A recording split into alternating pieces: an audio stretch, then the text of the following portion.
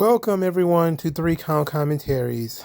I am your host, MagMongoSlade. Today we're going to talk about SmackDown from October the 11th. The best thing about this show is that it was Friday and tomorrow is Saturday and I don't have to go to work. That's the best thing about this show. This show, it was a choke. They choked on Monday. They choked again tonight. Seems NXT is literally the only show that can actually get anything done and be exciting and interesting. Even when it's not even a strong week, it comes across as the strongest wrestling show out there. SmackDown, once again, just we're spinning our wheels. We're in a lame duck session for both Raw and SmackDown because the next pay-per-view event is a non-canon show that nobody will care about 3 days after it airs. So why put any effort into it? Why care about it? Let's just talk about a bunch of other things. And let's rush through some stuff while also slowing some other things down to a crawl. So what do I mean? Well, let's start with Jimmy Uso. So Jimmy Uso comes out there, talks about his 6 months on the shelf, upset that Solo couldn't attack him face to face, he had to jump from behind, says that he's going to kick his ass. So Roman comes out there, actually acknowledges Jimmy, calls him Big Jim. Jim still immediately starts feeling himself, put his hands out, eyebrow up, whole 9 yards. So Roman says that he doesn't understand this revenge thing because he's not a big brother. And then he says that he doesn't understand Jim's revenge, and he doesn't come up with these manipulative plans. He's a tribal chief. He takes what's his. Then he says that for 4 years, that's what the bloodline did. They took what was theirs. They took whatever they want. They had money falling from the sky. They had money coming out of their pocket. Jimmy bought all the houses. They were playing Monopoly. Jimmy bought all the houses. Then he says, for 4 years, we were the ones. Jimmy says, and he said, we're still the ones. Jimmy said they're not the ones. He said, how are we the ones? You're a tribal chief with no tribe. You have no Ulafala. Then he says he came back because Roman Reigns needed him. And now they need help. And he knows someone. The crowd immediately jumps on it, starts yeeting. And Roman's like, no yeet. No yeet. And Jimmy Uso says, look, man, you're forever my tribal chief, but I'm the only one who acknowledges you. So then he, of course, spends the night telling everybody he wants to handle Solo by himself. Now let's talk about this opening segment. I enjoyed the opening segment. It shows that Jimmy is not completely subservient to Roman, because he's actually kind of, standing up to him saying, look, you are less than you were, and now the plan is to rebuild. And part of rebuilding is bringing back Jay. Now, Roman being the one who doesn't want Jay around is interesting. Even though, Jay stabbed him in the back and turned on him. It was actually Jimmy that had the biggest beef with Jay. And to the point where they had, singles match at WrestleMania. So Jimmy saying pretty much that they need to bury the hatchet and, reform is a good idea. It gives him a good purpose. But shouldn't Roman be able to come up with that on his own? Like, he should have been able to come up with that on his own. But continuing the schism between even Roman and Jimmy now by Roman saying, okay, maybe we do need help, but not him and not this. Maybe not this way. Is interesting. We'll see how long this lasts. Because in the main event, they absolutely rushed Jimmy Uso versus Solo Sikoa. This is Jimmy Uso's first match back. His first match back. We couldn't even make him look strong twice in a row so that Solo could look strong beating him. That didn't even happen. We just throw him in there immediately and he loses to Solo Sikoa. Look, I don't know whether Solo should. Look, Solo certainly should be beating Jimmy, I guess. That's not really the issue here. The issue here is Jimmy has only been back for like 4 days. Like 4 days and he's already in the mud again. It literally doesn't make sense. But whatever. I am very frustrated, extremely frustrated, by Solo, Jay, and Jimmy all having the same move set. Look, I know some of these, generic Samoan moves like this, the Samoan drop, but the Rikishi run across the ring joint, all three of them got to do it for real. Like, we know that they're all Rikishi's sons, but all three of them have to do it. All three of them got to do super kicks. All three of them got to do like top rope splashes. All three of them have to do it. It's like, Ken, Ryu, and Akuma, except for there is no Akuma. So maybe like Ken, Ryu, and Sakura. Like, why the move set's exactly the same, just the body type is a little bit different. The swag on it is a little bit different. Somebody's got to do something different. Like, I almost, jumped up when I saw Jimmy Uso do a DDT, because I was like, oh my God, I've never seen Jay do a DDT, even though I'm pretty sure I have. I just don't remember it. I was like, oh my goodness. Can somebody do a power bomb or a leg drop or something? Why all of these guys have the same moveset? That's incredibly ridiculous. Anyway, Solo won the match because Jacob Fatu kept interfering in the match. Roman left Jimmy to handle it by himself. Jimmy called the play, and Jimmy dropped the ball. So afterwards, Jimmy was getting his ass kicked. Roman ran down there to help him. It was working for a little bit, and of course the numbers game kicked in, and it was 4-on-2. They got beat up. Roman's laid out. Jimmy's on the floor, and he's like, Oos, we need help. We need help, Oos. We in trouble, Oos. We in bad straits, Oos. So they're telling the story that the slow rebuilding of the bloodline, even though it's not really all that slow. I'm assuming they're going to lead towards something at Crown Jewel. That is the reason why they're kind of rushing this. Otherwise, you could have had Jimmy beat Tongaloa or something, maybe Russell Tamatonga, and work his way into fighting Solo. Or maybe even doing the dramatic elements that they were doing before, where he's not really a big fan of fighting Solo. Like, he will if he has to, but he tries talking to him first, or saying that he forgives him, trying to show that he's grown in his time that he's been gone. But now we go straight to the revenge plot, and then he loses. So it's like, okay, well, that was useful. That was a waste of everybody's time.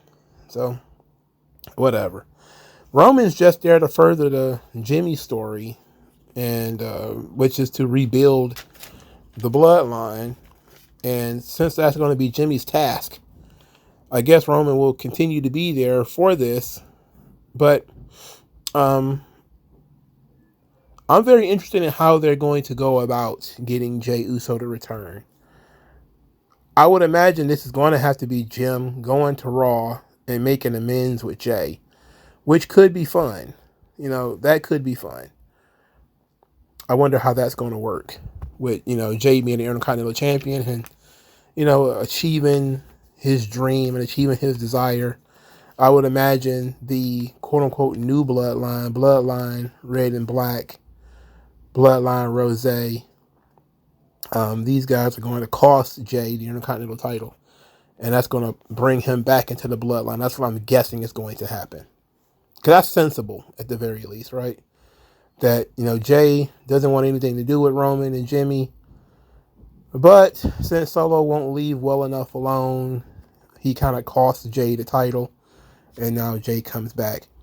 I can see that happening, But I would have definitely preferred for Jimmy to beat like Tongaloa on TV or something in his road to being a legitimate player. But it seemed like this is Jimmy's role. He's just a Krillin of the team, He's the guy that's going to get bounced around and does all the comedic shit. So there it is.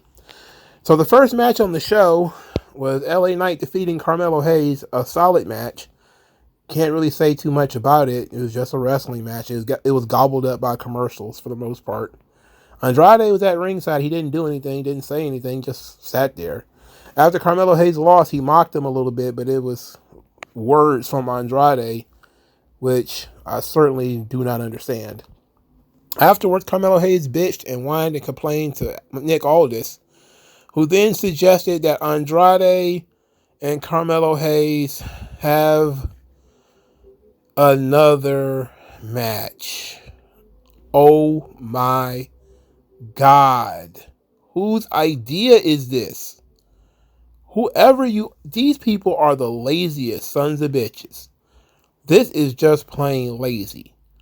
You wrestle Andrade, or Andrade wrestles Carmelo. Whichever one of them wins, they wrestle LA Knight and lose, and then they go back to wrestling each other.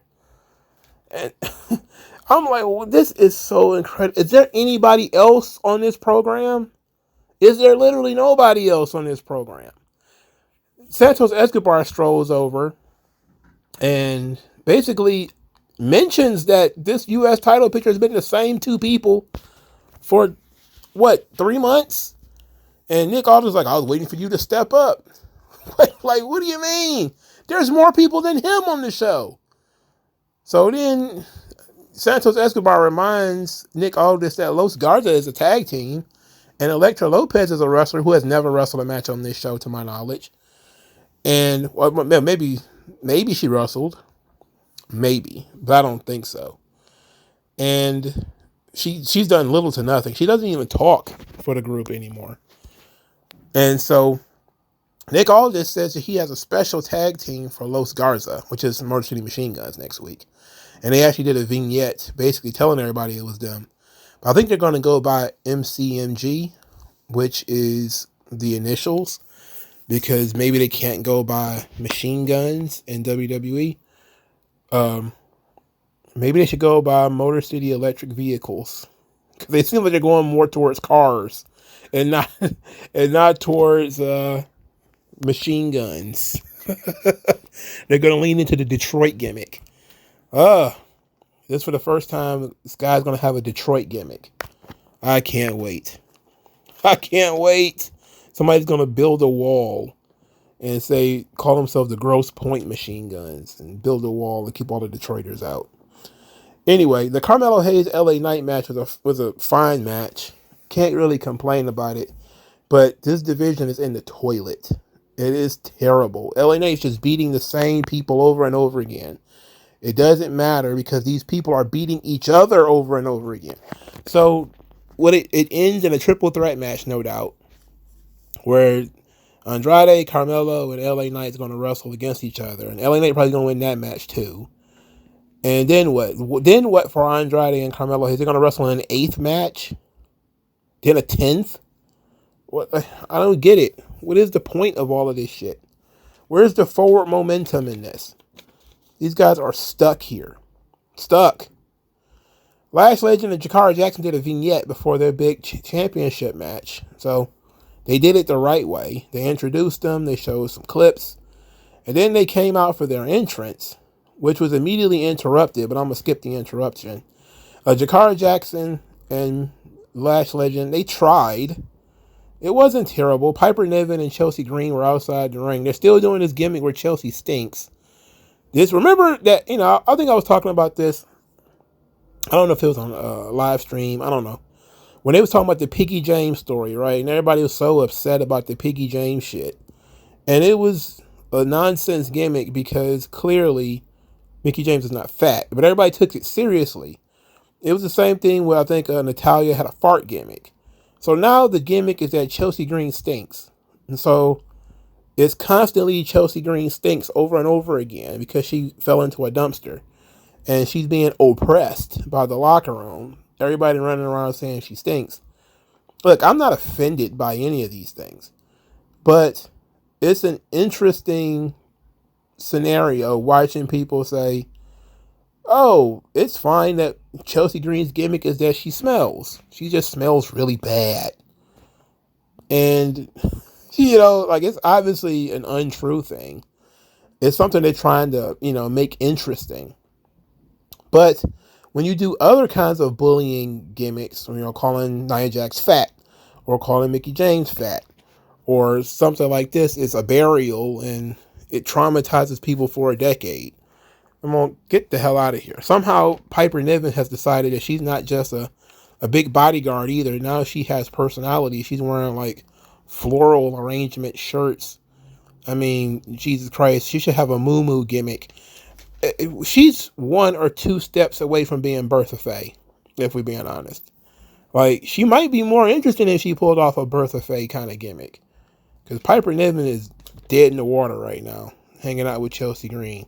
Look, I loves me some Chelsea. She's got everything. She's working great.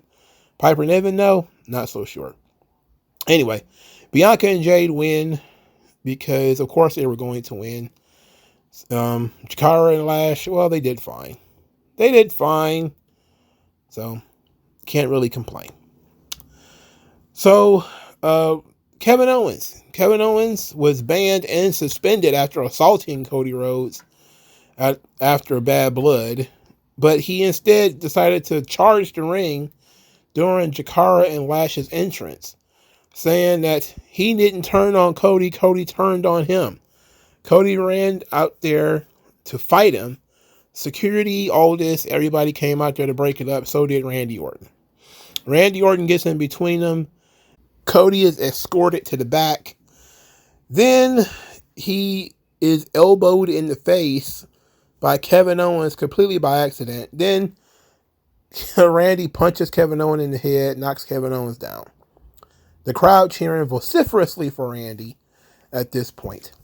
Backstage, Randy tells Cody to get on his bus and get out of there. He's going to fix this whole thing with Cody.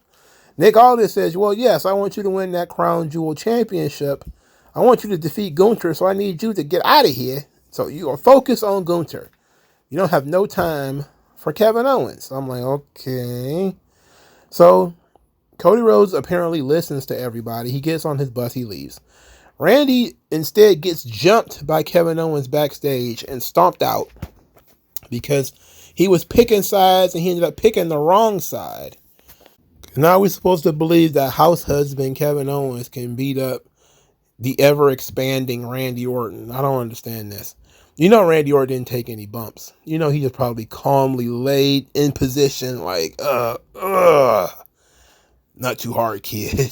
Then they were like, shoot it. You know he ain't take not nan bump. That's why they did it the way they did it.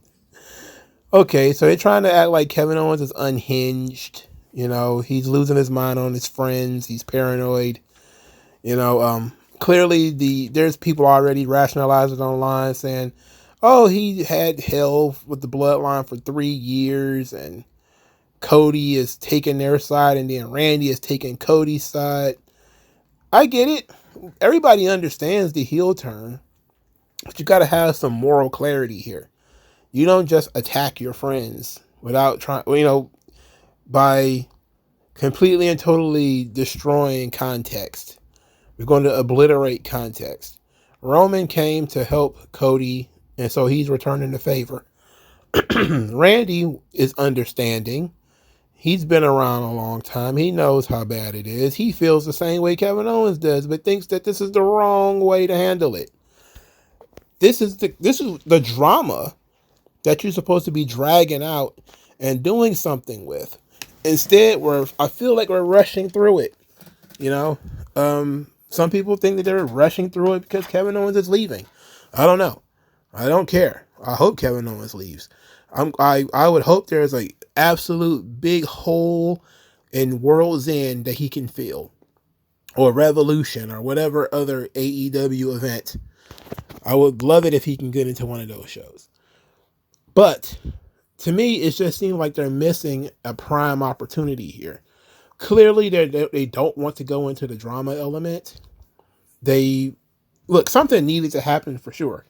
But you've already done the attack on Cody Rhodes. And then you explain the attack on Cody Rhodes. You could have at least given Randy Orton and Kevin Owens the opportunity to discuss it. And then maybe had Randy say something that Kevin didn't like. And then Kevin attacks him. Or you have something else that occurs. And then Kevin attacks him. Or maybe you have Randy help Roman and Jimmy. Or it seems like he might help Roman and Jimmy. And then Kevin Owens attacks him. Like, there's a lot of different things that you could have done to sort of make this a little bit, a little bit bigger, but they're just going with it. Okay, I'm okay with that, but him just attacking people backstage is it ain't doing what you want it to do. It's not really moving me intellectually or in terms of action. And mainly because I don't like Kevin Owens. That's just the main issue. I think that's what it boils down to. Is I just have this insane dislike of Kevin Owens. So I'm hard on Kevin Owens. Who cares, man? Nia Jax came out there. She's terrible. Claims she's going to beat Liv Morgan, call Liv Morgan a little girl. And then said that Tiffany Stratton's going to cash in on Liv. And then put her in a headlock because Tiffany Stratton is nobody, apparently. She's just an annoying little sister, I guess. Naomi came out there. She verbally chastised Tiffany Stratton, called her names like a broke down Barbie and a bunch of other shit.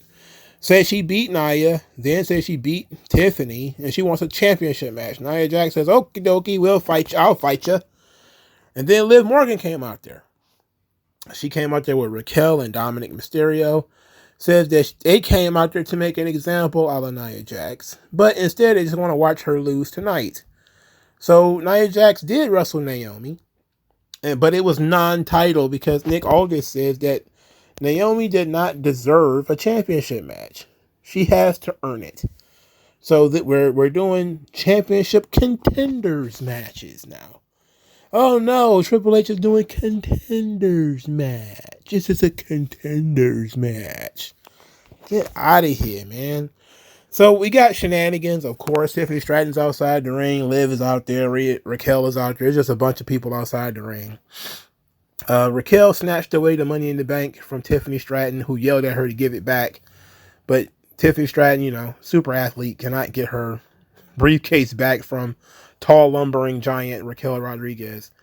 Instead, Raquel gives the briefcase to Liv, who then hits Nia with it, and Naomi power bombs Nia from the second rope and pins her. So Naomi has pinned the champion, and that's that. And well, this was supposed to put heat on Liv and Raquel, but they cost Nia Jax the match. However, everybody wanted Nia to lose anyway. The babyfaces, as the crowd, the babyface won the match.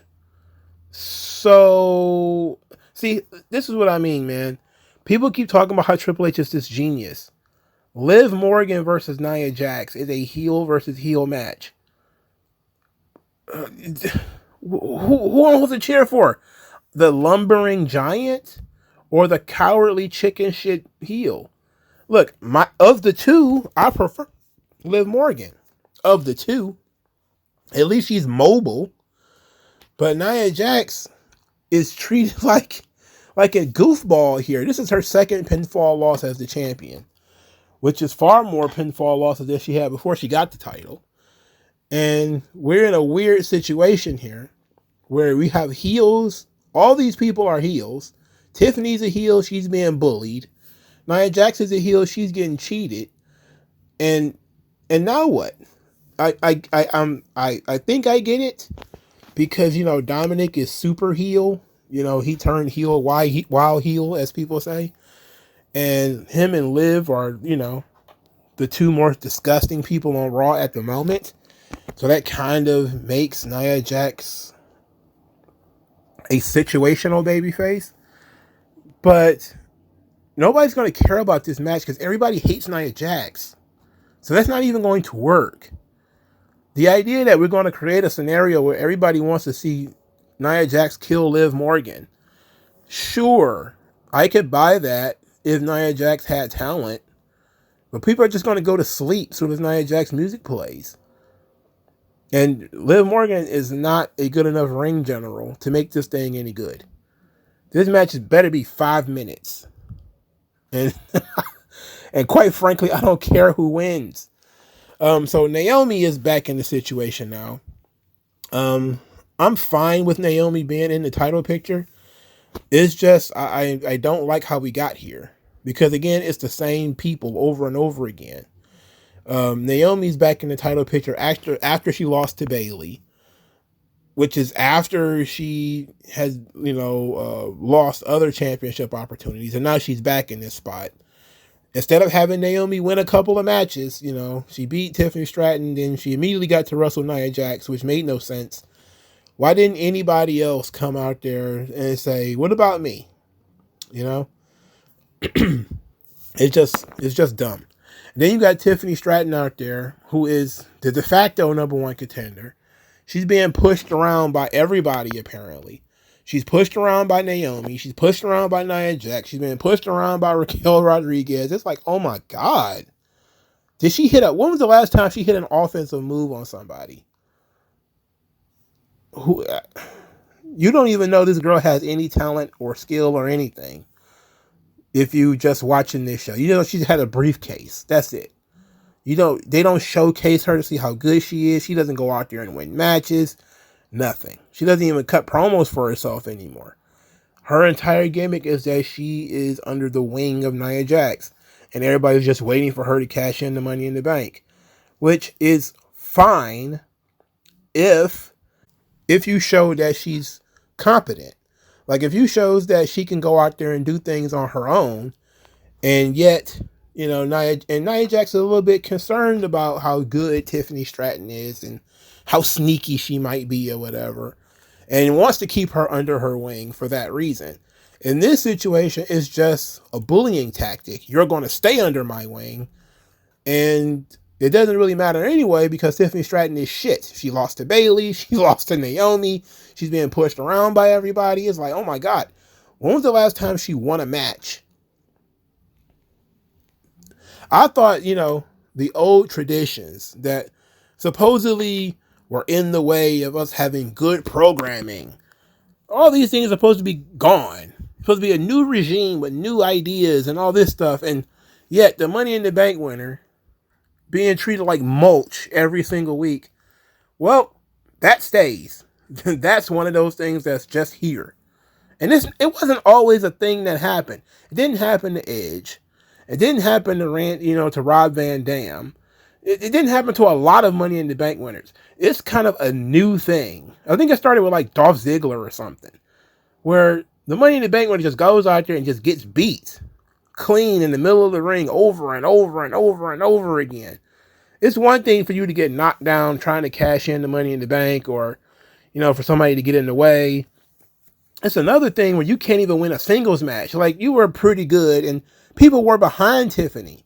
That might have been the problem, is that she actually got over when they were trying to get over Nia or Bayley. And they go, oh, you're going to overshadow Bayley? I'll show you. Just go out there and get put in headlocks and get noogies from Nia Jax. What the fuck? What drugs are you on? And it got to be something other than anabolics. Moving on. Is that it? No, that's not it. Oh, Lord. That should have been it. My blood pressure is up now. Anyway, DIY and Street Profits were yelling at each other because nobody ever moves.